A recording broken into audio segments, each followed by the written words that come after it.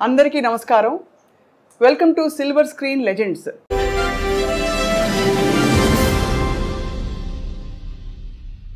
ఇవాళ మాట్లాడబోయే లెజెండ్ ప్రతి భాషలో దాదాపు చాలా రకాల పాత్రల్లో విలన్గా, క్యారెక్టర్ ఆర్టిస్ట్గా, ఇంకా హాస్య నటుడిగా అందరినీ అలరించిన మహానుభావులు.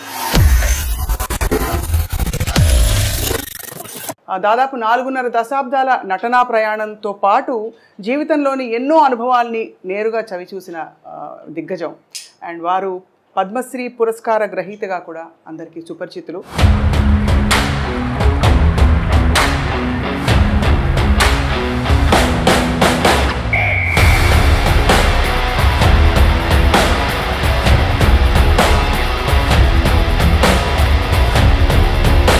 బుల్లితెరపై, అలాగే వెండితెరపై హిందీ, తెలుగు, కన్నడ, తమిళ ఇత్యాది భాషలన్నింటిలో కూడా అలరించి ఇప్పుడు 81 వసంతాలు పూర్తి చేసుకుంటున్న ఈ సమయంలో వారిని పలకరించడం మనందరికీ అదృష్టం. శ్రీ కోటా శ్రీనివాసరావు గారిని పరిచయం చేసుకున్నాం. నమస్కారం సార్. నమస్కారం అమ్మా. ఎలా ఉన్నారు సార్? నడుస్తాను బండి. వృద్ధాప్యం అంటారు కదా, 80 దాడుతున్నాయి, 81 ఇప్పుడు. మరి ఏదో కాళ్ళు నొప్పులు, కళ్ళు నొప్పులు ఏదో అంటుండేవారు కదా, అంటాయి కదా, అది తప్పవు. మా నాన్నగారు డాక్టర్ గారు, ఆయన అదే కంకిపాడు. అయితే మా నాన్నగారి దగ్గరికి ఎవరన్నా వస్తే నీకు ఎన్నేళ్ళు రానేవాడు. 50, 60 వస్తుందండి అని ఆయన చెప్పారనుకో, నీకు వైద్యం అదే, ఏ వైద్యం ఏ వ్యాధికైనా చేయొచ్చు, కానీ నువ్వు 2తో జాగ్రత్తగా ఉండరా అనేవాడు. ఏమిటారా అంటే, ఒకటి కళ్ళు, 2 కాళ్ళు. ఆ 2 జాగ్రత్తగా ఉంటే నీ పని నువ్వు చేసుకోవచ్చు అని, ఎవరి మీద ఆధారపడకుండా. అవును, అది అలాగా. మీ డైలాగ్ ఒకటి ఎప్పుడు వెంటాడుతుంటుంది సార్, జిస్కే పాస్ పవర్ హోతే హై ఉస్కా రైట్ బి రాంగ్ బి రైట్ హోతా హై. గుర్తుందా సార్ ఈ డైలాగ్? ఏ సినిమాలో? సర్కార్. అది అమితాబ్ బచ్చన్ గారు ఎలాంటి ఆర్టిస్టు, ఎంత గొప్పవాడో మీ అందరికీ తెలిసిన విషయం. నేను చెబితే ఎగతాళిగా కూడా ఉంటుంది. అలాంటి ఆయనతో యాక్ట్ చేయడం అనేది సహజంగా ఎవరికైనా అదృష్టమే. అయితే ఫస్ట్ డైలాగు రామ్ గోపాల్ వర్మ గారు ఆయన ముఖం మీద ముఖం పెట్టి డైలాగ్ చెప్పి క్లోజ్ పెట్టారు. సరే, నేను డైలాగ్ కడక్కని చెప్పించాను, సింగిల్ టేక్ ఓకే అయిపోయింది. రాముజీ అన్నాడు ఆయన, అమిత్జీ అంటూ వచ్చాడు ఆయన. Perfect selection for this character sir, are you from stage అన్నాడు నన్ను. అంటేను నేను I acted for on the stage for 25 years. Yes, that potentiality I'm seeing you అనగానే వాళ్ళ అబ్బాయి కూడా అక్కడ ఉన్నాడు, ఏదో ఫోన్ మాడుతూ పక్కకి. అమీన్ అన్నాడు, అప్ప అని వచ్చాడు. Is mister Srinivasarao from Hyderabad. It is a great privilege to you to act with him అన్నాడు. అది నాకు అప్పుడే సర్టిఫికెట్లో అనిపించింది. అబ్బో, అవును, ఆయనతో మాట అనిపించుకోవడం మాటలు కాదు కదా. అలాగా ఒక ఇది. అలాగే రజనీకాంత్ గారికి అందరూ మీ పాత్రల పరంపర ఎవ్వరూ భర్తీ చేయలేకపోయారు సార్. ఇప్పుడు అమితాబ్ బచ్చన్ గారి ప్రస్తావన కూడా ఎందుకు తీసుకొచ్చామంటే, ఈ మధ్య ఆయన్ని కల్కి సినిమాలో చూసాం. అక్కడ కోట శ్రీనివాసరావు గారు ఉంటే బాగుండు అనిపించే విధంగా అంటే మీరు ఒక పాత్రలో ఉంటే బాగుండు అని అయితే అనిపించింది చాలామందికి. ఇప్పుడు ఇంకా యాక్టివ్గా యాక్ట్ చేస్తున్నారా సార్? చేయటం అంటే ఇప్పుడు ఇందా నీళ్ళు ఎక్కువైనాయి, మధ్య బలతం పడిపోయిందమ్మా. టాలెంట్ ఎవరికి అక్కర్లా. ఇప్పుడు హీరో అని అప్పుడంటే ఆ రోజుల్లో టాలెంట్ ఉన్న వాళ్ళే తక్కువగా ఉండేవారు, జాగ్రత్త గట్టిగా పట్టుకుని వాళ్ళే స్థానం పట్టేవారు. ఇప్పుడు ఏమిటంటే హీరో అంటే 40 మంది 50 మంది ఉన్నారు, కమెడియన్స్ ఎంతమంది ఉన్నారో ఎవరికి తెలియదు. అలాగా ఎవరిని చెప్పలేకపోతున్నాం. ఒక పద్ధతి పాడు ఏం కనపట్లా. ఇప్పుడు సినిమా ఎక్కడ లేదు, అంతా సర్కస్. పేతా సాంగ్స్ కూడా డాన్స్ చేస్తున్నారు. ఇక్కడ సర్కస్ చూడలేక భయపడి మన ఫుడ్ కూడా పోద్దని జమిని సర్కస్ కూడా మూసిచ్చారు. అలా తయారైపోయింది. ఆ క్వాలిటీ అవి పోయినాయి, ఆ కథలు పోయినాయి, అవన్నీ పోయినాయి. అప్పట్లో ఏమిటంటే సినిమా ప్రభావం మనుషుల మీద ఎక్కువ ఉండేది. ఇప్పుడు ఏంటంటే మనుషుల ప్రభావం సినిమా మీద వచ్చింది. అంటే ఏ విధంగా సార్? అంటే కొన్ని ఉదాహరణలు ఇవ్వగలుగుతారా? ఈ మధ్య సినిమాలు ఏమన్నా చూసారా మీరు? ఏవో టీవీలో వచ్చేవి. ఇప్పుడు నేను కనీసం నాతో 100-110 సినిమాలు చేయించుంటారే పొలిటికల్ క్యారెక్టర్లో. మరి ఏది కోట శ్రీనివాసరావు బోర్ కొట్టాడని అనలా. అది ఎక్కడి నుంచి వచ్చింది అంత నాకు ఎక్కడి నుంచి వచ్చింది అబ్జర్వేషన్. ఇప్పుడు టీవీలో మాట్లాడటం, బయట మాట్లాడటం చూస్తున్నాం కదా. ఆ రోజుల్లో అలా ఉండేది కాదు. ఆ రోజుల్లో కైకాల సత్యనారాయణ గారి దాకా వాళ్ళకి ఏంటంటే 5 రకాల సినిమాలే ఉండేవి. సాంఘికం, పౌరాణికం, జానపదం, చారిత్రాత్మకం, కౌబాయ్. 5 సినిమాలు. ఈ 5 సినిమాల్లోనే ఎవరు నటించినా నటన కూడా అలా ఫిక్స్డ్గా ఉండేది. సపోజ్ మహమ్మదీడు వేషం వేశారనుకోండి, మీకు ఇస్తే మాకు ఇస్తాం, మాకు పెడితే మీకు పెడతాం, అట్లా ఉండేది భాష. పొలిటికల్ లీడర్ చెప్పాలంటే సోదరి మనలారా అలా ఉండేది. పౌరాణిక అలాగా. ఇప్పుడు అలా కాదు కదా. అందుకని అప్పుడు యాక్టింగ్ కానీ ఇవి కానీ రిస్ట్రిక్టెడ్గా ఉండేవి. ఇప్పుడు ఆ రూల్స్ రెగ్యులేషన్స్ ఏం లేవు. ఇప్పుడు అన్నీ అందుకని అబ్జర్వేషన్. ఇప్పుడు బయట ఏ క్యారెక్టర్లు ఎక్కడ దొరుకుతాయని చూస్తుంటాం. మేనరిజమ్స్ అవును అలాగే ఆ తేడా బాగా వచ్చేసింది. తర్వాత ఇప్పుడు ఏంటంటే సినిమా తీసేవాడికే క్వాలిఫికేషన్ లేదు, డబ్బు ప్రాధాన్యం. కానీ చాలా భారీ భారీ సినిమాలు వస్తున్నాయి కదా సార్. సినిమా ఇప్పుడు నువ్వు సినిమా చూడటానికి వెళ్ళావు, 50 రూపాయలు టికెట్ 200 పెట్టుకుని, నీకు కావాల్సింది ఏంటి? ఎంతలో సినిమా తీశారన్నా సినిమా ఎలా ఉందని ఆలోచిస్తావు. అంతే కదా. అంతే. చూసిన తర్వాత బాగుంటే అరే బాగా ఖర్చు కూడా పెట్టారా, మంచి మంచి సీన్స్ ఉన్నాయి అని అప్పుడు చెప్పుకుంటావు. అంతేగాని సినిమా బాగాలేదనుకో నెగిటివ్గా చెబుతారు. ఎందుకు బోళ్ళు ఖర్చు పెట్టారు, నువ్వు అడ్వర్టైజ్మెంట్ చేస్తే వచ్చాం, ఖర్చు ఏం కనపడుతుంది తప్ప ఏం కనపడతలేదు సినిమాలో అంటారు. అలా ఉంటుంది. మరి మొత్తం మీద సార్ అంత బిజీ నటనా జీవితం నుంచి మీరు రంగస్థలంతో పాటు మీకు రేడియో అనుభవం ఉంది, అన్ని పాత్రలు వేసిన తర్వాత ఇప్పుడు మీకు నటనకి దూరంగా ఉండడం అన్నది కొంత బాధ కలిగిస్తుందా, లేక హాయిగా జీవితం ఇలా బాగుందనిపిస్తుందా? ఇప్పుడు బాధ కదండి. అంటే తోచదు. ఫస్ట్ పాయింట్, రోజు 100-150 మంది మధ్యలో యాక్ట్ చేయడం కదా. ఇప్పుడు ఏంటంటే ఒంటరిగా ఇంటి దగ్గర కూర్చోవడం, నేను మా ఆవిడే లేకపోతే మా కోడలు మా మనవాళ్ళు ఏదైనా కాలేజీ నుంచి వస్తే వాళ్ళతో ఒక 5 నిమిషాలు మాట్లాడటం. పుట్టేప్పుడు అంతా ఇట్లా కూర్చోవడమే కదా. ఇక్కడో ఇంట్లోనో లేకపోతే ఎక్కడో అక్కడ ఫోటోలు చూసుకుంటా అవి చూసుకుంటే అంతే. ఇక బోర్ కాదు, పిచ్చెక్కిపోతుంది. అంటే నాకు అప్పుడప్పుడు అనిపిస్తుంది, నేను జీవితంలో 2 బాగా కోల్పోయాను. నాకు మళ్ళీ బిజీ అయిన వాడు ఎవరైనా అంతే. ఒకటి ఏంటంటే ఫ్యామిలీ లైఫ్, పిల్లలు ఆ ఎంజాయ్మెంట్, వాళ్ళని చదివించుకోవడం చేయటం, వాళ్ళతో తిరగడం, కాస్త షాపింగ్ బట్టలు కొనటం, ఇవన్నీ అవన్నీ పోయినాయి. అసలు దూరం అయిపోయాను. 2 జనరల్ నాలెడ్జ్. అవును. ఎంతసేపు ఆ కెమెరా యాక్షన్ ఇవే తప్ప ప్రపంచం బయట ఏం జరుగుతుందో కూడా తెలియదు. అవన్నీ పికప్ అవ్వాలంటే చాలా కష్టం. సో అలా మీరు మీ స్నేహితుల్ని కూడా బాగా మిస్ అవుతూ ఉంటుంటారు. అంటే సినీ పరిశ్రమలో మీకు బాబు మోహన్ గారు, బ్రహ్మానందం గారు మీరందరూ బాగా దగ్గర కదా సార్? బాగా క్లోజ్. నాతో అందరూ అలాగే ఉంటారమ్మా. ఎందుకంటే నేను ఎవరితో ఏం కాంట్రవర్సీ లేదు, నాకు పోలేదు నేను పడతాను. అందరూ అంటారు ఏదో అని, అందరూ కావాలని కూర్చొని కామెడీ చెప్పించుకుంటారు. సినిమాల మీద జోకులు చెప్తుందంటే వాళ్ళు చెప్పించుకుంటారు. అందుకనే 40 సంవత్సరాలు బతకగలిగాయి. లేకపోతే కాంట్రవర్సీ అయితే ఎప్పుడు పంపించేవారు. ఏదో ఒకటి గురించి అనడానికి ఏముంది, అనాలంటే బోళ్ళు అనొచ్చు. నిజమే కదా సార్. అంతే. అంటే కానీ మీకు అనే అర్హత కూడా ఉంది ఒకవేళ. ఏదో అర్హత ఎందుకంటే మీరు మీ స్వానుభవాలే కదా. మీరు 25 ఏళ్ళు రంగస్థల అనుభవం ఉందంటే అది తీసిపారలేని విషయం. ఆ రోజుల్లో మాండలికాలు ఇవన్నీ నేర్చుకోవటం అంతా తమాషానా. టీవీ వస్తుందని ఎవరు అనుకున్నారు కదా. నాటకాలు మొట్టమొదటి అసలు రేడియో లేని మనం లేవు. అవును. అసలు రేడియో దగ్గర ఏంటంటే వాయిస్ని ఎలా ఉపయోగించుకోవాలి, మైక్ని ఎలా వాడుకోవాలి, ఎక్కడ ఒత్తు, ఎక్కడ కామా, ఎక్కడ ఫుల్ స్టాప్, ఇవన్నీ నేర్చుకుంది రేడియో దగ్గరే కదా. అవును. భాష. కాబట్టి అక్కడ అది పునాది రాయి. తర్వాత ఈరోజు పురోగతికి అదే పునాది రాయి.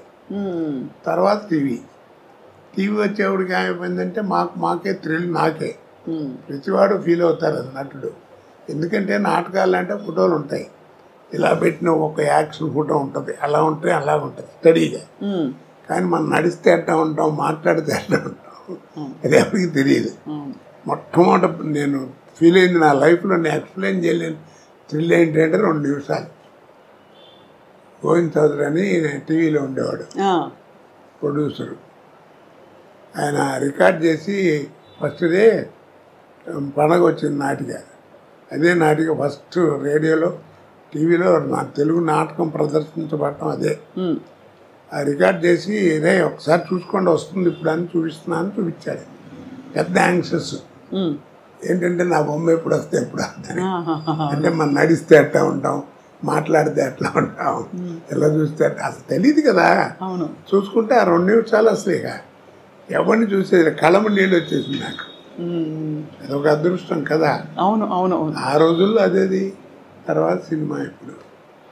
సో అలా మీరు మరి సినిమా నటన మీకు అలా అమర్నట్టుగా అన్ని క్యారెక్టర్స్ అద్భుతంగా వచ్చి పడ్డాయి. ఒక్కొక్కటి ఒక రకం, ఒక అన్ని రసాలు, అంటే మధ్య మధ్యలో నవరసాల్లో లేని రసాలు కూడా పండించారు మీరు. అదే ఇప్పుడు ఒక మాట చెప్పినా నేను. చెప్పండి సార్. ఆర్ట్ అనేది ఒకటి ఇచ్చేది కాదు, ఒకటి పెట్టేది కాదు. వస్తుందా కొంత అబ్బాయిలు నీకు శరీరంలో శారీరకంగా అంటారే, నీకు ఒరిజినల్గా వస్తూ ఉండాలి. కోట శ్రీనివాసరావు ఇప్పుడు ఇవన్నీ చూశారు, ఒకసారి దివాయి అన్ని ఫోటోలు. ఇప్పుడు ఇవన్నీ చూస్తే ఏమవుతుంది, మీకు ఆశ్చర్యం వేస్తుంది ఎలా చేశాడు ఏంటి. అవును చాలా సార్. ఇన్ని పాత్రలు, పద్మశ్రీ దాకా ఇవన్నీ. దీనికి ఒక చక్కగా చెప్తాను. నీకు పెద్ద గుమ్మడికాయ అంత టాలెంట్ ఉంటే కుదరదు, అర్థమైందా? పెద్ద గుమ్మడికాయ అంత టాలెంట్ నా దగ్గర ఉంటే కుదరదు. ఆవగిందంత అదృష్టం కూడా ఉంది. అది అవునవును. ఆ 2 కలిసి వచ్చిన వాడే కోట శ్రీనివాసరావు. అద్భుతం. మరి ఆవగింజంత అదృష్టం ఇప్పుడు ఎందుకు వెంటాడలేదంటారు? ఎందుకు మీరు ఇంకా పాత్రలు వేయట్లేదు? పద్ధతి మారిపోయిందమ్మా. ఇప్పుడు ఏదో మారింది, కాలం మారింది, జనరేషన్ మారింది అంటారు. జనరేషన్ ఏం మారలా. సూర్యుడు తూర్పునే ఉదయిస్తున్నాడు, పడవనే ఉత్తరిస్తున్నాడు. పాఠ్యం ఇదే తదియే వాడుతున్నాం, చేస్తాం, వైశాఖం చేస్తాం, ఆ సడవని వాడుతున్నారు. అమావాస్య కూడా క్యాలెండర్ చూస్తే 2 నిమిషాలు అటు ఇటు వస్తుంది. అన్ని మతాల్లోనూ ఒకటే భావం ఉంటుంది. అన్నీ ఉన్నాయి, అవేం మారలా. మరి ఇంకా కాలం మారిందంటారు. మనం మారాం. ఎన్టీ రామారావు మొట్టమొదటి 50 ఏళ్ళప్పుడు 60 ఏళ్ళప్పుడు శ్రీదేవితో డ్యాన్స్ చేసే రోజున ఎలిఫెంట్ బాటంలోని ఇంత లూజ్ ఉండేది ప్యాంటు. అది వేసుకుని రోడ్డు మీద నడుస్తుంది, దుమ్ము నడిచేది. అదే డ్యాన్స్ చేస్తుంటే అబ్బా రామారావు ఏం చేశాడో, దుమ్ము లేకొట్టాడు డ్యాన్స్ అని. పిచ్చిదనం మన చిన్నతనం కదా. ఆ తర్వాత ఏమైంది, టైట్ ప్యాంట్ వచ్చింది. ఇప్పుడు ఎంత వచ్చింది, చించుకోవడం వచ్చింది. చక్కటి వాడు 1000 రూపాయలు పెట్టి ప్యాంటు కొనుక్కోవడం, ఇక్కడ అక్కడ మోకాళ్ళ మీద అక్కడ వాళ్ళే చింపుకుంటున్నారు. అవును, చింపుకుంటున్నారు. కాబట్టి మనం మారాం, కాలం ఎక్కడ మారింది. అది జనరేషన్ మార్పు అంటారు, అన్నీ ఒకటిదే. ఈ మధ్య వచ్చిన సార్ సినిమాలు ఏమన్నా మీరు థియేటర్లో చూడడం వీలైందా, మీకు వీలు పడిందా? ఏది ఈ మధ్య వస్తున్న సినిమాలని థియేటర్లో చూడడం వీలు పడిందా? సలార్ వచ్చింది, అంతకుముందు పుష్ప, ఏమి అసలు? ఎందుకంటే వెళ్ళినా మనకు సుఖం ఉండదు. ఏం కోటగారు ఈ మధ్యన రావట్లేదు, ఏంటి మీరు లేరు సినిమాల్లో, అది ఇదని ఈ ప్రశ్నలు ఎక్కువ అవుతాయి. మన చూడని ఎవరో వాళ్ళు సరిగ్గా చూడరు, అందుకని దూరంగా ఉంటాం. అందుకని దేవుడి దగ్గరికి వెళ్తానికి కూడా నాకు భయం. ఎందుకంటే వాళ్ళ కాన్సన్ట్రేషన్ పాడవుతుంది. అది అవును అవును. కానీ సార్ మీకు నచ్చుతున్నాయి ఈ మధ్య వస్తున్న సినిమాలు? మీరు ఏం వింటున్నారంటే అప్పటికి ఇప్పటికి ధోరణి మారింది, అంటే టెక్నికల్ ఆస్పెక్ట్స్ బాగా ముందుకు వెళ్ళిపోయాయి, దూసుకెళ్ళిపోయాయి అంటున్నారు కదా సార్?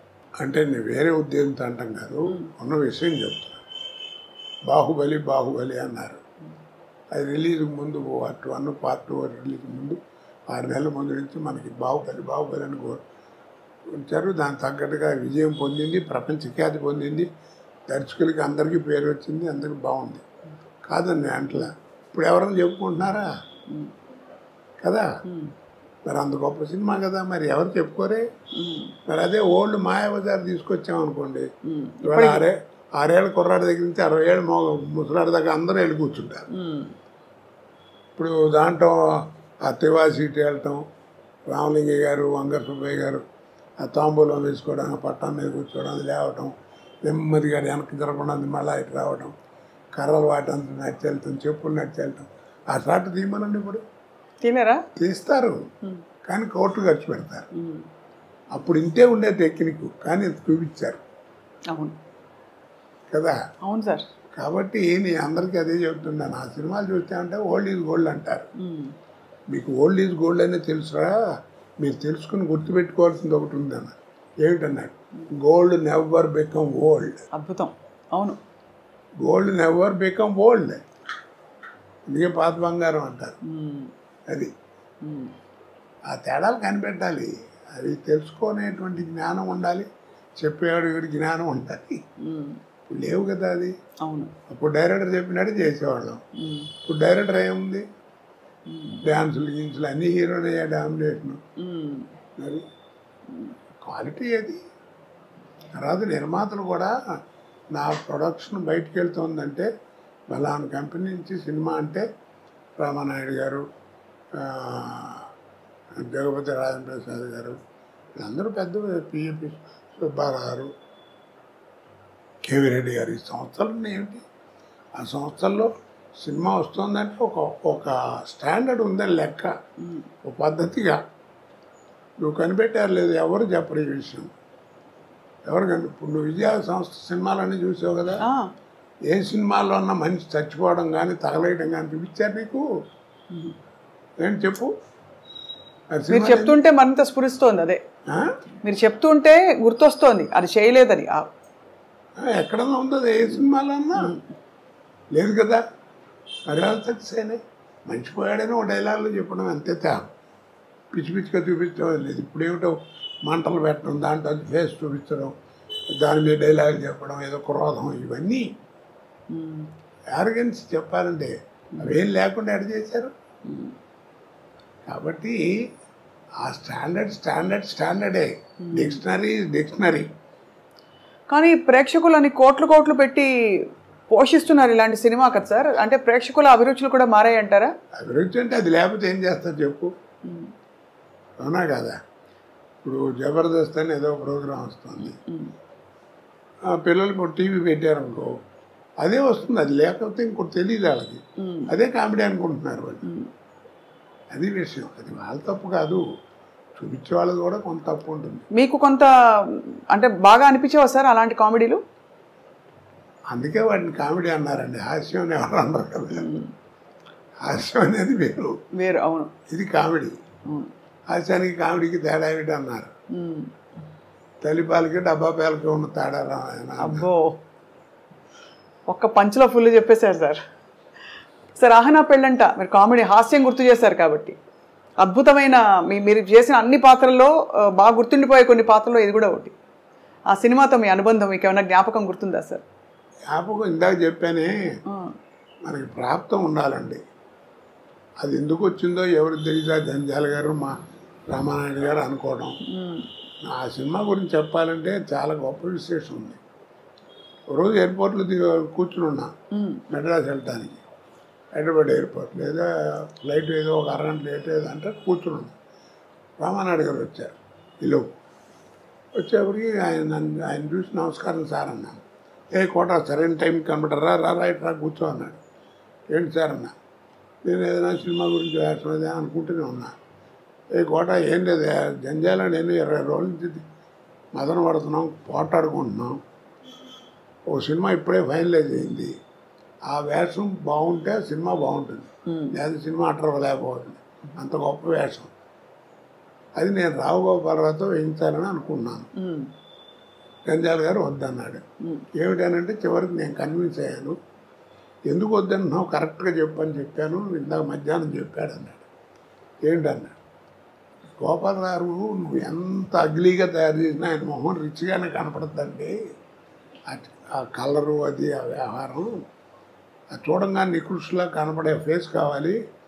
అది ఆయనతో కాదు, నా మాట వినండి, నేను కోటతో ఇస్తాను అన్నాడు. అయ్యో, ఆ ఫేస్లో ఆ వాల్యూ ఉండాలి, అది నటుడి యొక్క లక్షణం, అది కనపడాలి అని అన్నాడు. కన్విన్స్ అయ్యాను. ఆ వేషం నువ్వు చేయాల్సి వస్తుంది, ఒక 20 రోజుల దాకా కావాల్సి వస్తుంది, డేట్లు జాగ్రత్త ఇవ్వు, చాలా మంచి వేషం అన్నాడు. అలాగన్నాను, వేషం చేశాను, అయిపోయింది. మీకు తెలిసేంత అఖండమైన విజయం. ఓపెనింగ్ ఫ్లోర్ ఇక్కడ రామానాయుడు గారు స్టూడియోలో ఫ్లోర్ ఓపెనింగ్. ఆ ఫ్లోర్ ఓపెనింగ్కి నేదురుమిల్లి జనార్దన్ రెడ్డి గారు అప్పుడు చీఫ్ మినిస్టర్ ఓపెనింగ్ వచ్చాడు. రిబ్బన్ కత్తిరించబోతుంటే నాయుడు గారు ఒక్క నిమిషం ఆగించారని, కోటాకు ఉన్నాడు పిలవండి అన్నాడు. ఏంటి నన్ను పిలుస్తున్నాడు, నేను వెళ్ళి ఉంచున్నాను. వీడి సినిమాలు చూస్తుంటారు, వీడి తంతు ఉంటాడు, ఇంకోటి ఉన్నాడే వాడు, వీళ్ళిద్దరు కామెడీ భలే ఉంటుందని సరదాగా మాట్లాడాడు. సరే ఈ లోపల టైం మొత్తం పోతుంది, ముహూర్తం కట్ చేశారు, అయిపోయింది. నేను అన్నాను, ఏంటి సార్ అక్కడే ఉన్నారు మినిస్టర్ గారు చీఫ్, ఏంటి సార్ నన్ను పిలిచారన్నా అన్నాడు. మర్చిపోయానని చెప్పడం, ఈ ఫ్లోర్ వీడిదేనండి అన్నాడు నాయుడు గారు. అదేమిటి అన్నాడు. ఏం లేదండి, 32 లక్షల్లో సినిమా తీశాను. ఈ సినిమా అహనా పెళ్ళి అంట, మీరు నమ్మరు, ఆ 32 లక్షలు కాకుండా 1,80,00,000 నాకు కలెక్ట్ చేసింది ఆ సినిమా అన్నాడు.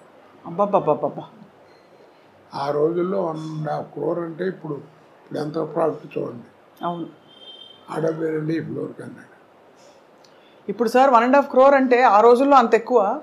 ఇప్పుడు అసలు ఒక రోజు సినిమా 15-20 కోట్లు అంటే కూడా కంటి కానట్లే కదా సార్. అన్ని 500-1000 కోట్లు.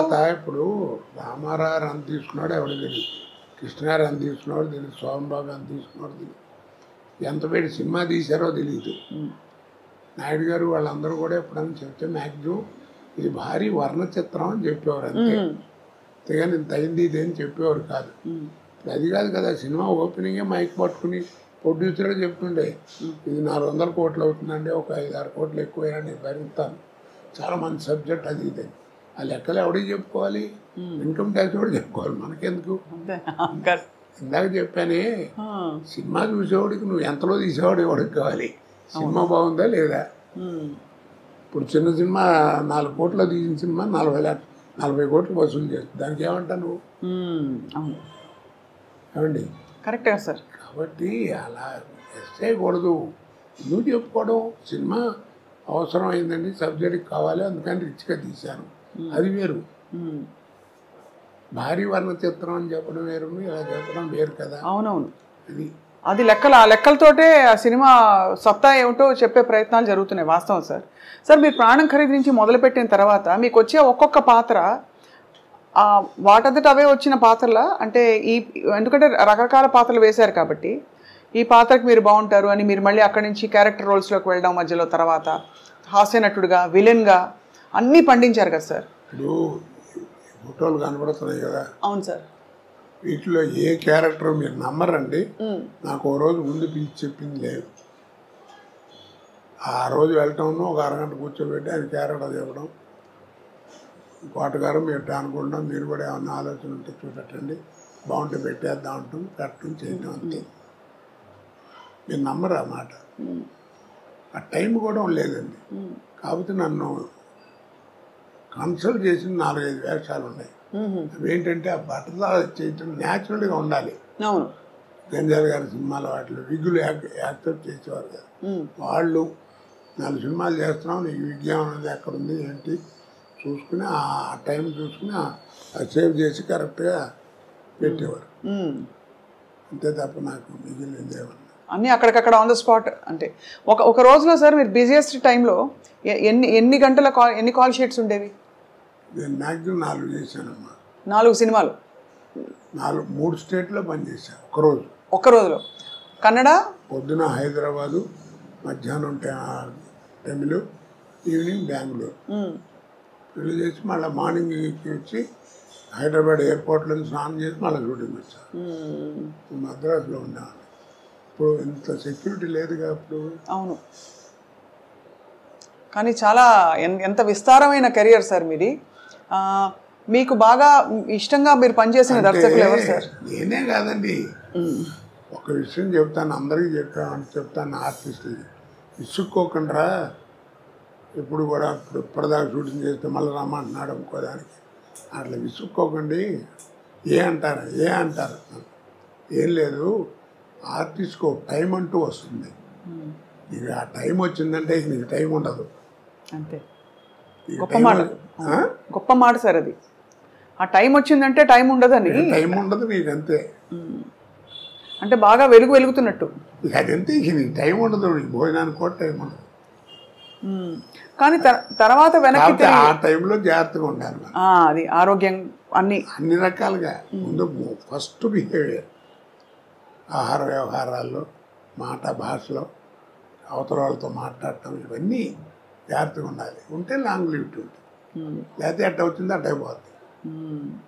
ఎంతమంది చూసాం మన మహానుభావులు, సీనియర్స్ కదా. అవును సార్.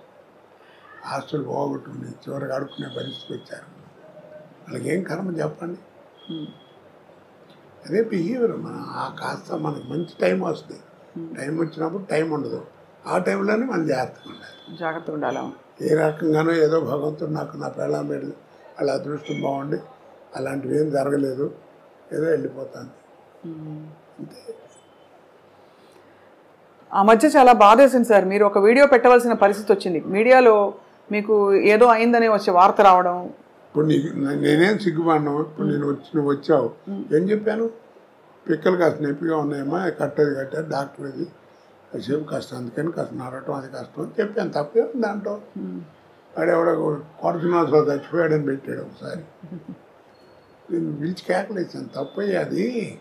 మీ నాన్నకి రా 75 ఏళ్ళు వస్తే కాళ్ళు నొప్పి కళ్ళు నొప్పి ఏదో ఒకటి వస్తాయి కదా, అలాగే నాకు కూడా వచ్చింది. నేను మంచినే కదా, మరి నువ్వు దానికి పెద్ద టీవీలో వీడి చెప్పాల్సిన కర్మ ఏంటి నీకు? తప్పు కదా. దాని మీద రూపాయలు సంపాదిస్తావా? కేకలేసాను నేను. పాపం సుశీల్ గారు పోయిందన్నారు, ఒకసారి జానక్ గారు పోయిందన్నారు. ఆవిడ పాపం అమెరికాలోనే ఎక్కడ ఉంది అప్పుడు సుశీల్ గారు. ఆవిడ అక్కడి నుంచి ఇంటర్వ్యూ, నేను బాగానే ఉన్నాను, నా మీద అట్ట పెట్టకండి. ఎదుగో అక్కడ ఫోటోలు ఉంటాయి ఆవిడతో. జానక్ గారి ఫోటో లోపల ఎక్కడ ఉండాలి, అది కెమెరా ఫోటో తీయించలేదు నేను బయట. ఇంటికి వచ్చారు, ఇంట్లో భోజనాలు చేశారు. చాలా అందరూ వస్తుంటారు నా ఇంటికి. ఇప్పుడు వస్తారా సార్ బాబుమోహన్ గారు, బ్రహ్మానందం గారు? ఎందుకంటే బాబుమోహన్ గారు మీరు కాంబినేషన్ అదిరిపోయింది అందరికీ. అదొక కాంబినేషన్ అండి. అది ఇండస్ట్రీలో ఎవరికి పెద్దగా రాదు. అది ఎలా గోపాలరావు, రావు గోపాలరావు, రామలింగయ్య గారు అంటే వాళ్ళ వేషాలు పెక్యులర్గా ఉండేవి. అవును. మా ఇదేంటంటే ఒక స్టాండర్డ్ కామెడీ, స్టాండర్డ్ ఇక అంతే. ఇక ఆడిదంతా వీడు పడతాడు, ఆడిదంతా ఇస్తున్నాడు. ప్రతి సినిమాలు తెలిసి కూడా నవ్వేవారు. తర్వాత బాబుమోహన్ మంచి టైమింగ్ ఉన్న ఆర్టిస్ట్ అండి. సినిమాలు చూస్తే వాడి తన్నులు చూస్తే అసలు అట్ట కాలు తగిలేరు, అట్ట టచ్ అవడం అంటే పడిపోయాడు. మంచి టైమింగ్ ఉన్నాడు. ఎందుకంటే డాన్స్ అది వచ్చు అతనికి, అదొక అది ప్రాప్తం. అది సార్ మీరు అన్నట్టు రంగస్థల అనుభవం, రేడియో అనుభవం, అది వాయిస్ మాడ్యులేషన్, హావభావాలు, బాడీ లాంగ్వేజ్ కొంతవరకు. కానీ డాన్స్, పౌరాణిక పద్యాలు ఇవన్నీ కూడా నేర్చుకున్నారా సార్ మీరు? నేను పౌరాణిక పద్యాలు నేర్చుకోలేదమ్మా. పౌరాణిక చిన్న నాటకాలు పెద్దగా వేయలేను. అప్పుడు పద్యాలు ఎలా మీకు?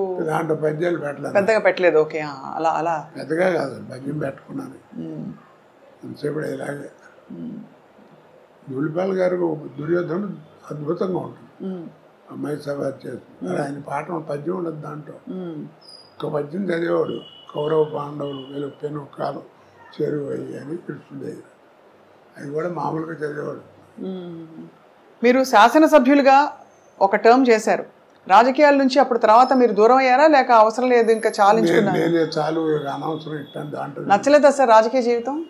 బాగాలేదనిపించిందా? నచ్చలేదమ్మా, నాకు సూట్ కాలేదనిపించింది. ఎందుకంటే మీరు రాజకీయపరమైన వేషాలు చాలా వేశారు. ఒక టైంలో మీకు కొంచెం గొడవలు కూడా అయ్యాయి ఆ మండలాధీశుడు సినిమా తర్వాత. సో మరి రాజకీయాలు మీకు అసలు ఆ వాతావరణం నచ్చలేదంటారు. అయితే ఎందుకు నచ్చలేదు సార్? అంటే చాలామంది అదొక అవకాశంగా, అదృష్టంగా కూడా భావిస్తారు కదా. అంటే నేను పనిచేసినప్పుడు పాలిటిక్స్ అండి. ఇప్పుడు పాలిటిక్స్ ఆ ట్రిక్కులు నాకు రావు. మరి ఎందుకని దూరంగా ఉన్నా. అవును. కానీ అదే సార్ అనిపిస్తుంది, అంటే అంత గొప్ప జీవితం, గొప్ప అవకాశాలు మీకు వచ్చిన తర్వాత ఇప్పుడు మీరు టైం అంతా మీరు కుటుంబం నుంచి దూరంగా ఉన్నాను, కష్టపడి పనిచేస్తాననే ఫీలింగ్లో ఉన్నారు కదా సార్, బాధ. సో ఇప్పుడు మీకు మీ దేవుడు ప్రత్యక్షం మీకు ఏం కావాలని అడిగితే ఏం కోరుకుంటారు సార్? మీ ఇంకేమైనా? నేను ఎప్పుడు మనసులో ఉండే కోరిక ఒకటేనండి, సార్ నేను చచ్చేదాకా నటించాలి, చచ్చిన తర్వాత నటుడిగా బతకాలి, అది నా కోరిక. అది సార్ అంటే ఇవాళ చాలా అద్భుతమైన మంచి సందర్భం, మీ పుట్టినరోజు సందర్భంగా మాట్లాడుతున్నాం కాబట్టి మీరు ఎప్పుడూ చిరంజీవిగా మీ పాత్రల ద్వారా ఉండిపోతారు సార్ మనసుల్లో అదే ఎప్పటికీ. అలాంటి పాత్ర రావాలని నా ఉద్దేశం. అలాంటి పాత్ర అంటే ఎలా ఉంటుందో, ఎందుకంటే మీరు రాజకీయాలు, కామెడీ, ఏ టైంకి ఏ పాత్ర వస్తే అప్పుడు చెప్పలేం కదండి. అవును, కరెక్ట్. అది దానికి ప్రాప్తం ఉండాలి. ప్రాప్తం ఉండాలంటే చాలా గొప్ప విశేషం ఉంది. ఇప్పుడు రామావతారంలో ఆంజనేయ స్వామి అంత గొప్పవాడు, కలియుగంలో భక్తరామదాసు అంత గొప్పవాడు కదా. అవును. డబ్బులు లేవు, గుడి కట్టించాలనుకున్నాడు, గుడి కట్టించాడు, అప్పుల పాలు అయ్యాడు, జైల్లో పెట్టారు. వాళ్ళు కొడుతుంటే రామా రామా అన్నాడు తప్ప అబ్బా అబ్బా అనలేదు. అంత గొప్ప భక్తుడే రాములు వారు ఏం చేశాడు, తానిసాగి రామోజీ లక్ష్మోజీ వేషం వేసుకొచ్చి కంపెనీ వెళ్ళిపోయాడు, నటించాడు, తుర్ని వెళ్ళిపోయాడు. కింద సెల్లో ఉన్నాడు రామదాసు. ఎరా రామదాసు బాగున్నావా అని ఒక్క మాట అంటే బాగుండేది కదా, ఒక 10 సంవత్సరాలు లాగా బతికేవాడు. మరి అంత భక్తుడే, మరి వాడికి ఆ ప్రాప్తం లేదు. ఇదంతా విధి నిర్ణయం అంటారు, అయితే భగవంతుడి నిర్ణయం. ప్రాప్తం ఉండాలి. నాలాంటి భక్తుడు మళ్ళీ రాముల వారిని అడిగాడు, ఏమయ్యా మరి కనపడితే బాగుండేది కదండి, పాపం ఒక్కసారి బాగున్నామంటే 10 సంవత్సరాలు బతికేవాడు హాయిగా, మీరు అలా వెళ్ళిపోవడం అన్యాయం అంటే, రేపు పిచ్చోడా వాడికి నేను కనపడి ఏం చేయాలి, దేవుడు ఉన్నాడు అంటున్నాడు. నాకే అనుమానం వస్తుంది నా అవతారం మీద, గాలి నీరు భూమి అన్నీ రాముడే అంటున్నాడు. అసలు నా రూపం ఏంటో నాకు తెలియట్లేదు. నేను వాడికి కనపడి ఏం చేయాలి, వాడు తురుష్కుడు, వాడు దేవుడు లేడు అంటున్నాడు, అందుకని కనపడ్డాను. పైగా నువ్వు కనిపెట్టావు లేదో, నేను రామోజీ లక్ష్మోజీ వేషంలో వెళ్ళాను, నేను రాముల వారు వెళ్తే చూడలేడు, చచ్చిపోతాను. అందుకని మారు వేషంలో వెళ్ళి వాడికి కనపడి వెళ్ళిపోయాడు, అప్పు తీసి వెళ్ళిపోయాడు. మరి వీడి సంగతి ఏం చేస్తారన్నాడు రామదాస్ అని. ఇప్పుడు రాముల వారు అన్నాడు, నేను భక్తుడికి కనపడం రా, ఐక్యం చేసుకుంటా అన్నాడు. అందుకే మీరు చిత్తూరు నాయ గారి సినిమాల దగ్గర నుంచి రేపు వచ్చేటువంటిదో లేకపోతే మొన్న తీసిన అన్నమయ్య దాకా తీసుకుంటే మెయిన్ క్యారెక్టర్ పోవటం ఉండదు, అలా ఒలిగిపోతుంటారు. ఓ దీపం అలా వెళ్ళిపోయి దేవుళ్ళో వెళ్ళిపోరు. హిందూ భావాలు చాలా ఉన్నాయి, అది అన్ని మతాల్లోనూ ఉంటుంది ఆ భావం, ఎందుకు ఉండదు? మరి ఈ తరం నటులకి మీరు ఎవరైనా టచ్లో ఉంటారా సార్ మీతో? అంటే వీళ్ళు అందరూ వస్తూనే ఉంటారు, పిల్లలు వీళ్ళంతా, కొత్త వాళ్ళంతా. వాళ్ళందరికీ అంటే మీరు ఒక స్కూల్ కదా సార్, మీరు ఒక స్కూల్ ఆఫ్ యాక్టింగ్. మీరు నేను అదే చెప్తాను, నేను సినిమా యాక్టింగ్ నేను 25 సంవత్సరాలు నాటకాలు అయితే వచ్చిందిరా నాకు. మీకు 6 నెలలు 7 నెలలు ఎవరు నేర్పుతాడు? ఏదో అక్కడ చేరండి క్లాస్, ఇక్కడ చేరండి 2 లక్షలు ఖర్చు పెట్టాను. అవన్నీ కబుర్లు. ప్రాక్టికల్గా తెలియాలి, అనుభవం ఉండాలి, నీకు నువ్వుగా ఉండాలి. ఎందుకంటే నీకు కురుక్షేత్రం అని నాటకం ఉంది తెలుసా నీకు? దాంట్లో కృష్ణుడు 4 వేసేవారు, ఒకటి పర్సనాలిటీకి ఒకటి సంబంధం ఉండదు. ఒకటో కృష్ణుడు రెండో కృష్ణుడు వేసేవారు. వాడి గాత్రం వేరు, వీడి గాత్రం వేరు, ఆర్మరీ పెట్టి వేరు, ఆడ ఆర్మరీ పెట్టి వేరు. కానీ 4కి 1 సుమారు కొట్టేవారు ప్రతిపద్యానికి. ఎందుకని? దాని అర్థం ఏంటి? You must arrest the auditorium with your performance. కానీ ఇప్పుడు అంతా హీరో సెంట్రికే కదా సార్ సినిమా ఇండస్ట్రీయే. ఇప్పుడు సినిమా తీయడమే కథానాయకుడి చుట్టూ అల్లే కథలు ఎక్కువగా. నేను చెప్పాను కదా, కాలం మారిపోయింది. అది సార్ ఇప్పుడు మాయాబజార్ 100 days ఫంక్షన్ బజార్లో దుర్గా కళామందిరంలో చేశారు నా చిన్నతనాలు. ఇలా 3 అంకి తిరగేస్తే ఎట్లా ఉంటుంది అట్లా ఉంది స్టేజ్. ఇలా వచ్చి ఇలా వచ్చి ఇలా వచ్చింది. ఏంటంటే ఈ చివరేమో రంగారావు, ఈ చివర ఆర్ నాగేశ్వరరావు కూర్చున్నారు, మధ్యలో ఇంటి రామారావు అన్నాడు. ఈ నాగేశ్వరరావుని ఎవరిని చూడలేదు, ఎవరు అందరి ఇట్టా కూర్చున్నారు పొట్టిగా.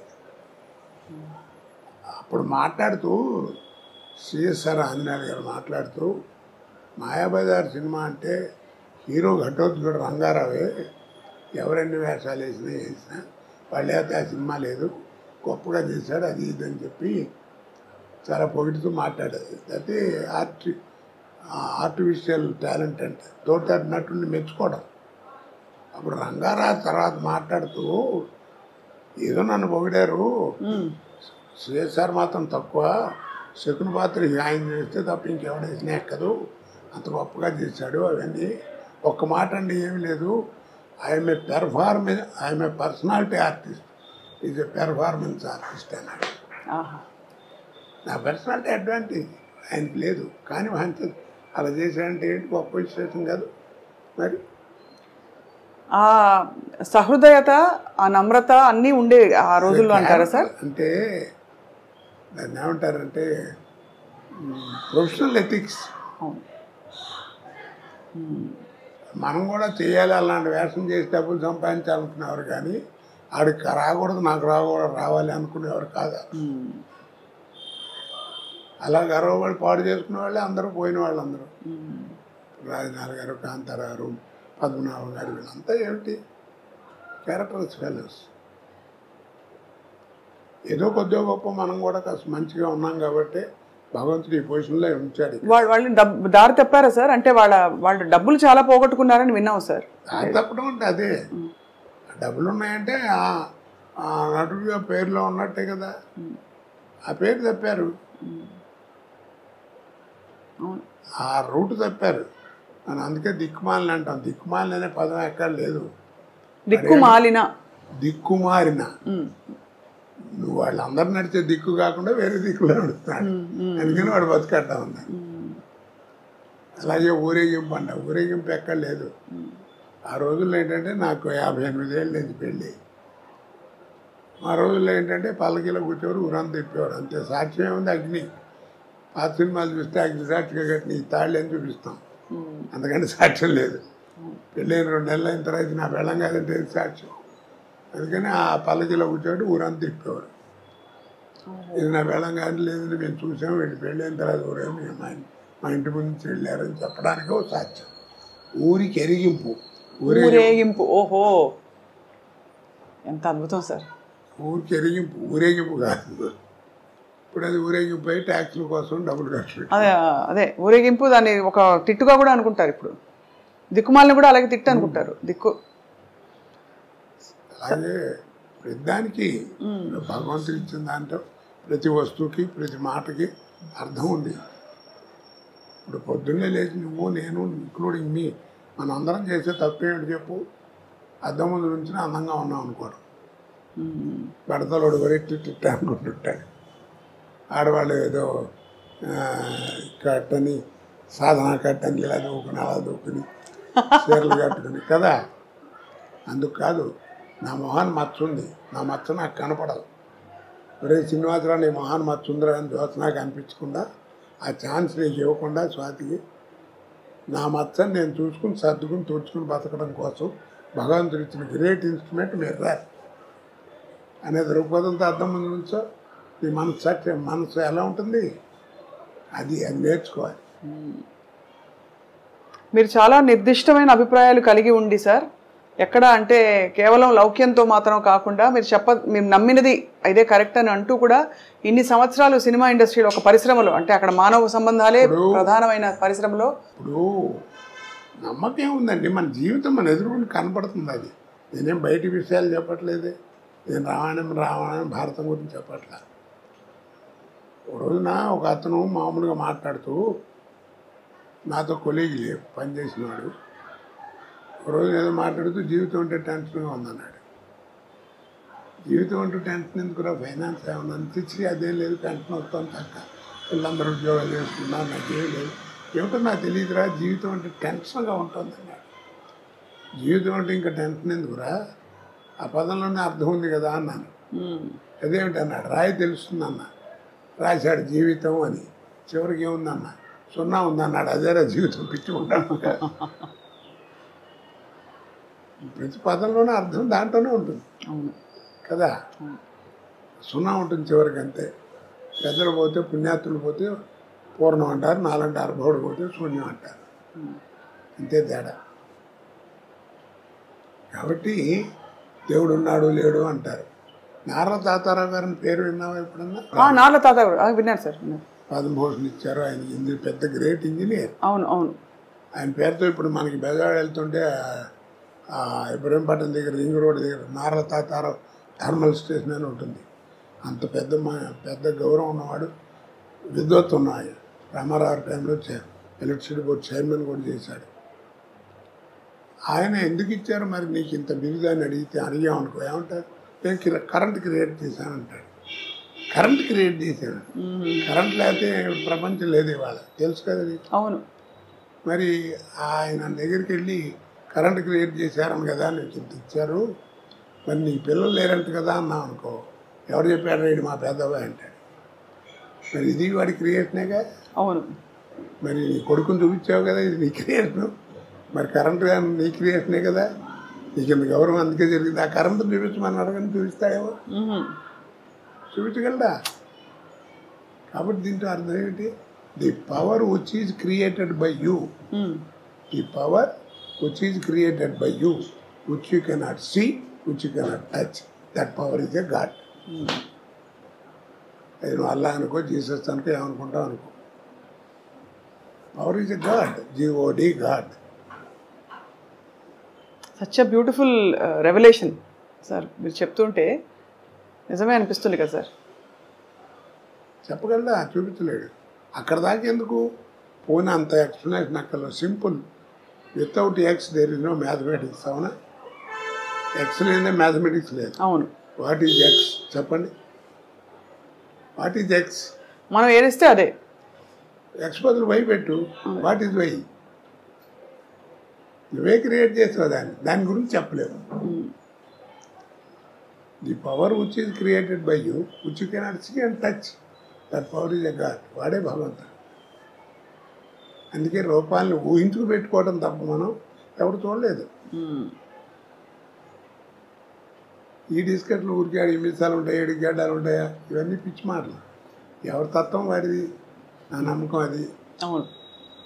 నేను దేవుడి ధ్యానం చేసుకునేటప్పుడు నేను జయమాలితో జ్యోతిలక్ష్మితో బోల్డ్ సినిమాలు చేశాను. నాకు వాళ్ళు జ్ఞాపకం రాకుండా మనసులోకి, అందుకని ఏదో ఒక విగ్రహం పెట్టుకుని దేవుడు అనుకుని కాన్సన్ట్రేషన్ కోసం పెట్టుకుంటున్నాను. అంతేగాని నాకు నేను చూశాను వాళ్ళతో తిరిగాను కాదు దేవుడితో. ఎట్లా మర్చిపోతాం? నేను ఇండస్ట్రీకి వెళ్ళినప్పుడు కొత్తలో ఆయన శత్రు డైరెక్టర్ సత్యమూర్తి గారు, ఆయన డైరెక్టర్, ఒక సారాగొట్టు ఆపరేటర్ వేషం నాది. అది ఓపెనింగ్కి డ్యాన్స్ గురించి పాట పెట్టాడు. నాకు తెలీదు ఇవాళ పాట ఉందా, నువ్వు కాసేపు నైట్ పని చేయాలని చెప్పాడు. సర్లే అనుకుని వెళ్ళాం. వెళ్తే ఏదో మ్యూజిక్ గీజిక్ వేసారు, అయిపోయింది. కోట రాని వాళ్ళిద్దరు వస్తారు, డాన్సులు రాగానే ఇట్లా లేవాలి అని అన్నాడు. సరే అని ఇట్లా లేద్దామని రెడీగా రిహార్సల్ చేసి కూర్చున్నాం. తక్కువని యాక్టప్పుడు జ్యోతిలక్ష్మి జయమాలి ఇద్దరు వచ్చారు. ఎదురు వచ్చి నా తోళ్ళ మీద కూర్చున్నారు. నాకు ఎట్లా ఉంటుంది, సినిమాలు ఎట్లా చూసాను, అంతే కదా. 10 టేకులు తీసుకున్నా. ఏందంటాడు. అప్పుడు జ్యోతిలక్ష్మి గారు అంది, మీరున్నాండి నేను చెబుతాను, ఏమండి నీకు ఆశ్చర్యం వేస్తున్నావునా? అవునమ్మా, నాకు అసలు ఆశ్చర్యం మీతో నేను కళ్ళ కూడా అనుకోలేదు అంటే, అది అంతేనండి అందరూ అనుకుంటారు. పర్లేదు, ఏం పర్లేదు అని కాసేపు సరదా మాట్లాడి అంటే మేము మళ్ళీ టేక్ అయిపోయింది. తర్వాత 10 సినిమాలు చేసాం ఇద్దరం కలిసి. అది వేరు సంగతి చెప్తున్నా. అలాంటి భావాలు ఏం రాకుండా ఏదో పెట్టుకుని దేవుడు అని చూసుకుని ఒక విగ్రహం పెట్టుకుని ఊహతో పెట్టుకునేది, అంతేగాని దానికి ఇదేం కాదు. అందుకే అంటారు పెద్దలు ఏమని చెప్పాడు, మనసు ఫ్రెష్గా ఉండాలి. అంతేగాని స్నానం చేసేవా లేదా, అది చేసేవా లేదా, ఇవన్నీ కాదు, మనసు ఫ్రెష్. శంకరాచార్యులు వారు చెప్పాడు, మనకి బంధువులు లేరన్నాడు. అర్థమైందా? బంధువులు లేరు. మీ నాన్న నీవు ఇంత పైకి రావడాన్ని ఎంత కష్టపడి చేశాడు, వాడు చేసి వెళ్ళిపోతాడు, చేతులు కడుక్కుని వెళ్ళిపోతాడు. నీ పిల్లలు నువ్వు చేస్తావు, నువ్వు వెళ్ళిపోతావు. ఇట్స్ వ్యాపారం. కాబట్టి మనకి ఇదేం లేస్తాను. మరి ఎవరు బంధువులు ఉన్నారన్నాడు. మరి ఎవరు వాళ్ళు, కానీ వాటికి రూపం లేదన్నాడు. ఆ బంధువులకి ఆకారం లేదు, కానీ బంధువులు ఉన్నారు మనకి. ఎవరు వాళ్ళు? సత్యం మాత. సత్యం అనేది నీ తల్లి, పితా జ్ఞానం, ఈ జ్ఞానం అనేది తండ్రి. సత్యం మాత, పితా జ్ఞానం. ధర్మో భ్రాత, నీ ధర్మగుణం నీ సోదరుడు, తోడబుట్టినవాడు. దయాసఖ, నీ దయాగుణం నీ స్నేహితుడు. శాంతి పత్ని, నీ శాంతి గుణం అనేది నీ భార్య. క్షమాపుత్ర, క్షమాగుణం అనేది నీ పుత్రుడు. షడైతే బాంధవ, యారేరా నీ బంధువులు అన్నాడు. సత్యం మాత పితా జ్ఞానం ధర్మం భ్రాత దయాసక శాంతి పత్ని క్షమాపుత్ర. యారురా నీ బంధువులు.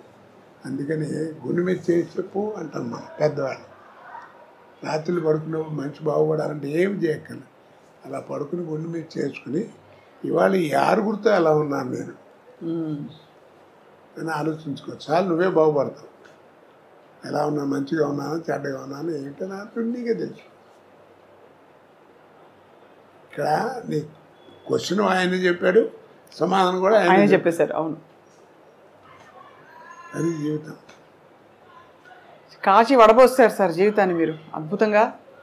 వ్యక్తిగతంగా అలాగే మీరు అన్ని రసాలు చూశారు. విషాదం చూశారు, సంతోషం చూశారు, విజయం చూశారు.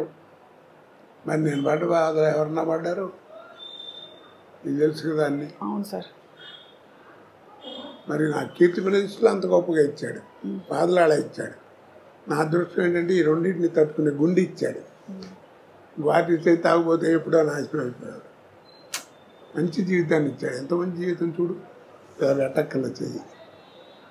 ఇంకా ఏదో ఎవరినో వస్తే ఒక రూపాయి సాయం చేసే పొజిషన్లో ఉన్నారు.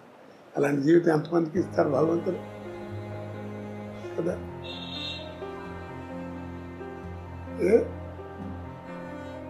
అన్నం పెడుతున్నావు నిజంగానే. అంటే మీరు భగవంతుని స్మరించుకొని అంత రెండింటిని అంత బేరేజు అంటే సమపాళ్లలో చూడగలుగుతున్నారని మీకు నమస్కారం చేశాను. ఏం చేస్తావు? కష్టం వచ్చినప్పుడు అలాగే కష్టం వచ్చినప్పుడు ఏం చేయను, నాకు నిద్ర పడదు. రాత్రి పడుకునేవాడు 3 అయింది అట్ట మంచం మీద కూర్చునే ఉన్నాను. దేవుడిని తలుచుకుంటూనే ఉంటాను. అందరినీ నాకు జ్ఞాపకం వచ్చింది దేవుడిలో తలుచుకుంటాను. అంటే అది మనం ఏం చేయగలం? ఇప్పుడు ఈ జాతకాలు ఇవన్నీ చూసి చెప్తారు కదా, అవన్నీ మనం ఇవి ఉన్నాయంటే దాని క్వశ్చన్లే ఆన్సర్ లేదు. ఉంటాయి, లేకుండా ఎందుకుంటుంది? ఎందుకుండదు? జాతకం అనేది ఇట్స్ ఏ డిక్షనరీ. మనం తెరిచి చూసుకుంటే నాయన బలాన్ని పీరియడ్ కొంచెం బాగాలేదు జాగ్రత్త అని చెప్తుంది అంతే. అంతేగాని ఈ క్షణం బాగుండదు, ఇది బాగుండదు, ఇది బాగుండదు అని ఎవడు చెప్పలేడు. కాస్త జాగ్రత్తగా ఆ పీరియడ్లో ఉండటం కోసం నీ గైడెన్స్. కానీ అసలు జీవితం అది కాదు. నీ లైఫ్ స్పాన్ ఎవరు చెప్పలేరు. అవును. ఎందుకంటే నువ్వు తల్లి కడుపులోంచి బయటపడి భూమి మీద పడంగానే కేర్ మనం అరుస్తాం కదా, ఏడుస్తాం. అవును. ఇక్కడ కేర్ మనగానే పైన బేరం అనే డేట్ ఫిక్స్డ్. కేర్ మంటే పైన బేరం అనే డేట్ ఫిక్స్డ్. ఇక దాన్ని మార్చేదే లేదు. ఇక్కడ నుంచి అక్కడ ఈ ప్రయాణం కావద్దు. నీ ఆర్థిక స్థితిని బట్టి ఫస్ట్ క్లాస్లో వెళ్తావా, సెకండ్ క్లాస్లో వెళ్తావా, జనరల్ కంపార్ట్మెంట్. లైఫ్ మ్యారేజ్ అయితే it is linked with your wife. Sir మీరు మీ శ్రీమతి గారు ఇంత అన్యోన్యమైన దాంపత్యం కొనసాగించడానికి సార్ మూల రహస్యం ఏంటి సార్? ఇది ఇంతే జీవితం అని ఎవరికాళ్ళు చదువుకోవడం అండి. ఆ పాట మీరు మళ్ళీ పాడతారా సార్? ఎవరైనా వచ్చి మీకు చెప్తే భద్రం బీ కేర్ఫుల్ బ్రదరు.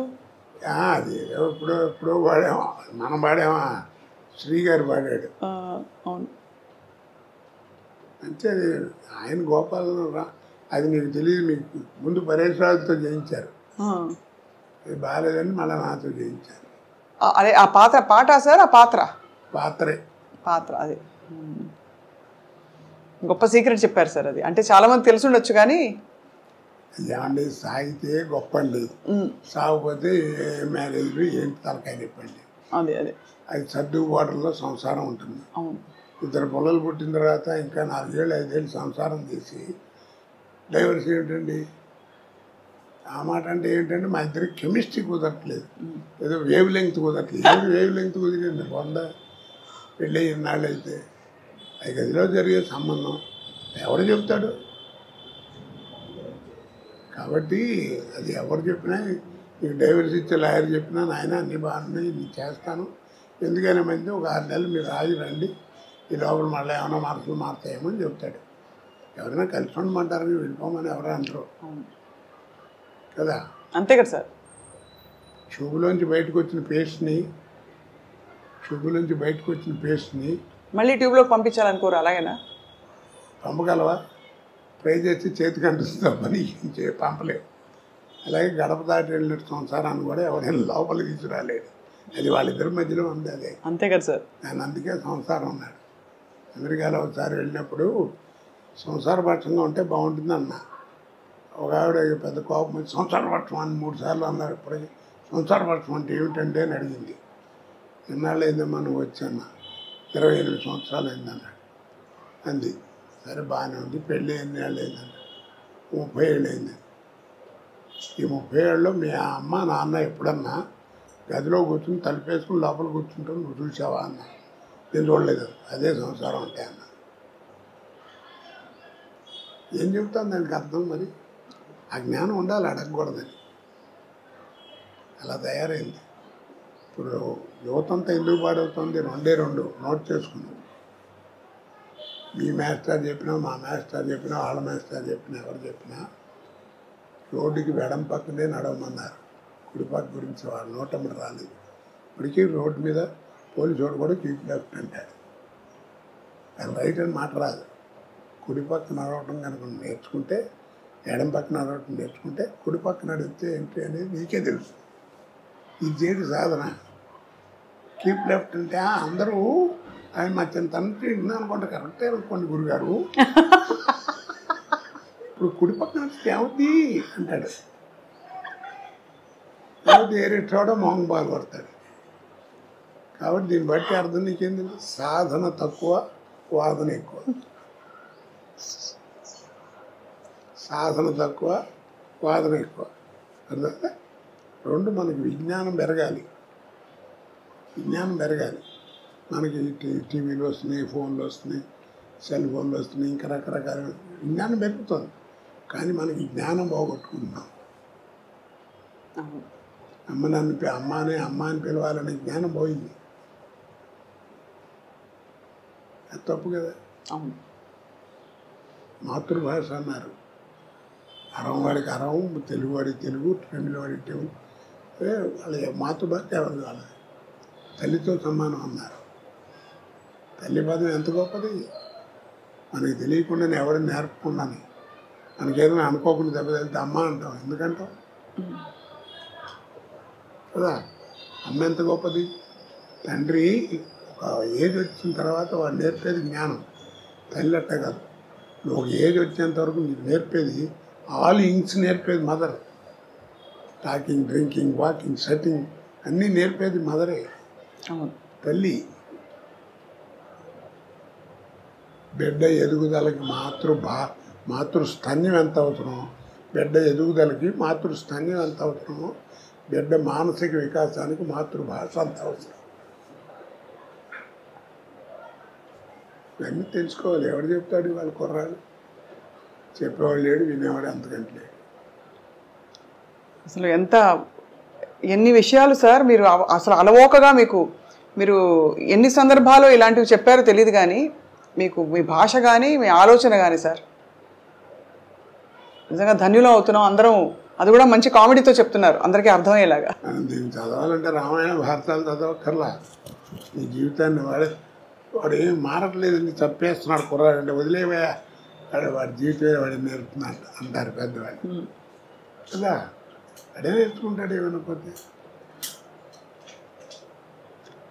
అవసరం మనిషిని అంత పని ఏం చేస్తుంది. సార్ చివరిగా ఒక మాట, మీరు బ్యాంకులో పనిచేశారు కాబట్టి ఈ తరం వాళ్ళకి డబ్బులు ఆదా చేయడం ఎలాగా?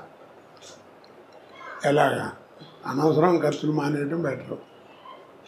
సింపుల్. దాచుకోవాలా డబ్బులు? అంటే చైనా వెళ్ళినప్పుడు అప్పుడు చైనా అంటే మనకంటే జనాభా ఎక్కువ, పూర్ కంట్రీ ఉంది కదా. అక్కడికి వెళ్తే పెద్ద స్వర్గంలో ఉంది. నాకు అనుమానం వచ్చి అక్కడ అడిగితే అక్కడ ఫైనాన్షియల్ కంట్రోల్ అంటే మన ఫైనాన్స్ మినిస్టర్ మేము విన్నది ఇలా అండి, ఇంత మార్పు వచ్చింది, స్వర్గంలా ఉంది, what is the secret behind it అని బోర్డు మీద ఒక సెంటెన్స్ రాశారు. No secret, we live according to our earnings అన్నాడు. డ్రైవర్ ఎలా ఉండాలి, డ్రైవర్ వాడే అలా ఉండాలి. అంతేగాని మా ఓనర్ అబ్బాయి వాళ్ళ అబ్బాయి టీవీ చూస్తున్నాడు నేను కూడా కొనాలంటారు. అని లోన్లు పెట్టడం, ఇన్స్టాల్మెంట్లో కొంటా చేసుకుంటే ఎవరు నష్టపోయే నష్టపోతాం. చాలా గొప్ప మాట సార్, ఇది చాలా అవసరం ఈ తరానికి, అందుకే అంత అంత సూటిగా అడిగాను sir. we live according to our earnings. నా సంపాదన బట్టి నేను బతుకుతాను. టాలీవుడ్లో తెలుగు చిత్ర పరిశ్రమలో ఈ డ్రగ్స్ బాగా ఇప్పుడు వ్యాపించి కేసులు అవుతున్నాయి కదా సార్. ఏం డ్రగ్స్ ఏముంది, నువ్వు చేసుకునేది దాన్ని, అందుకే మాదక ద్రవ్యాలు అన్నారు. ఆ రోజుల్లో కూడా ఉంది, వ్యభిచారం ఉంది. ఉందా సార్? ఆ రోజుల్లో ఏమో మా చింతనంలో ఏదో ఒక గ్రామం, ఒక విలేజ్, దానికి ఒక పద్ధతి, ఒక ఇది ఉండేది. ఇప్పుడు అక్కడ దాకేందుకు మన వాళ్ళు పర్మిట్ అని పెట్టారు మందు తాగడానికి. అది మరీ ఒక్కళ్ళ కూర్చుంటే అయితే బాగుండదని కొన్నాళ్ళు అయ్యేటప్పటికి కాస్త నలుగురు కలిసి సరదాగా ఎంజాయ్ చేస్తే బాగుంటుంది, అనవసరంగా అలాలు ఉండవని క్లబ్బులను పెట్టారు. ఇప్పుడు ఆ క్లబ్బులు పోయి పబ్బులను పెట్టారు. ఇప్పుడు ఆ పబ్బులు పోయి 4 కోట్లు పెట్టి ఇల్లు కట్టాడు అనుకోండి, మా ఇల్లు చాలా బాగుంటుందండి అని అన్నీ చూపించి, ఇది మా ఇంట్లో ఇది పబ్ హౌస్ అంటాడు. అది గొప్ప, అక్కడ బార్ ఉంటాయి, అదే ఇంట్లో బార్ పెట్టాడని గొప్పగా చెప్తాడు మనం. మా ఆయన రోజు నన్ను కొడుతున్నాడు, తాగి వచ్చి దాయితే దాని పిల్లలు అయింది అనుకోండి, ఏమవుతుంది అది బతుకు, అది మర్చిపోతున్నారు. మనం ఉంది కాబట్టి కట్టించామనుకుంటారు. అదేంటే మాదక ద్రవ్యాలంటే మాదకం చేసుకుని తాగితే బ్రెయిన్ పనిచేయదు. అంటే ఒత్తిడి వల్ల అవుతుందో మరి.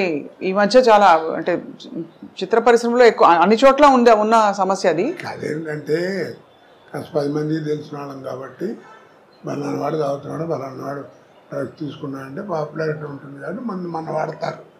అన్ని చోట్ల అన్నీ ఉన్నాయి. అవును సార్. ఎన్టీ రామారావు గారిని మీరు ప్రస్తావించారు కదా. రామారావు గారి కాలంలో ఆయన మనవడైన జూనియర్ ఎన్టీఆర్ ఇప్పుడు దేవర సినిమా కూడా రిలీజ్ కాబోతోంది. సో ఆయన నటన కొంత ఏమున్నా నేను అతను గురించి ఒకటేనండి ఎప్పుడు చెప్పేది ఒకటే, ఇప్పుడున్న యంగ్స్టర్స్లో కొద్దిగా గొప్ప విషయం ఉండి సత్తా ఉన్నవాడు ఎవరన్నా, నటుడు ఎవరన్నా ఉన్నా అంటే వాడే జూనియర్ ఎన్టీఆర్. వాడి తర్వాత ఎవడైనా నా ప్రకారం. పొట్టిగా ఉంటాడన్నారు, వాడి పొట్టితోనే వాడిని కాపాడుతాం చంద్రమోహన్ లాగా. ఎందుకంటే వాడు ఎవరికి కాంపిటీషన్ కాదు, వాడికి ఎవరికి కాంపిటీషన్ లేదు. పైగా పద్యం ఏ విషయంలో డైలాగ్ కానీ, డ్యాన్సుల్లో కానీ, ఏదైనా యాక్షన్లో కానీ విషయం ఉన్నవాడు వాడు. ఆయన అందుకే ఆయన పిచ్చోడు ఏం కాదు. రామారావు ఊళ్ళో కూర్చొని బొట్టు పెట్టి రామారావు అని పేరు పెట్టింది. ఆయనే పెట్టారు కదా సార్ పేరు? ఆయనే పెట్టాడు. బాగుంది సార్. ఇవాళ ఒక చిత్ర పరిశ్రమలోని కొన్ని విషయాలు, అలాగే మీ జీవితంలోని బోలెడు విషయాలు, ఇంకా మీరు చెప్పిన ఇతర విషయాలు అయితే కొత్త విషయాలు, జీవితం గురించి, బంధాల గురించి చొచ్చుకుపోయాయి సార్ మనసులోకి.